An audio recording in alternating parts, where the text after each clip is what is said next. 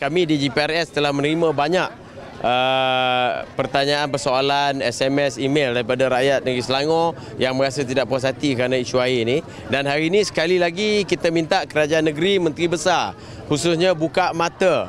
Tolong tengok kebangkitan rakyat yang tidak puas hati kerana tidak mendapat air percuma.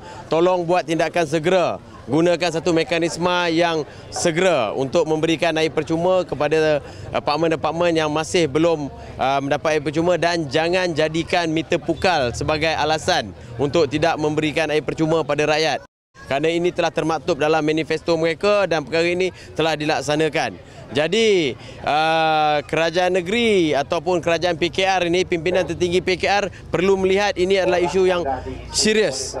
Kena melihat bahawa ini adalah isu yang perlu ditangani segera. Bukan dalam hal bajet ini cerita berbilion nak bagi itu dan ini. Sebenarnya isu air di Selangor ini lebih penting untuk kerajaan Pakatan Rakyat tangani segera. Kita tak nak perkara ini jadi gula-gula kepada rakyat.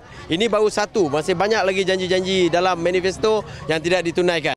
Saya percaya selepas ini rakyat Selangor yang belum menerima air percuma akan bangkit beramai-ramai dan banyak lagi tempat akan bersama-sama turut serta memfailkan saman bersama dengan rakan-rakan mereka yang belum menerima air percuma. Jadi kerajaan negeri kalau tidak ambil tidak endah dan tidak bertindak segera, jangan terkejut dengan kebangkitan rakyat yang inginkan hak mereka. Mereka cuma minta hak mereka, tidak lebih dan tidak kurang.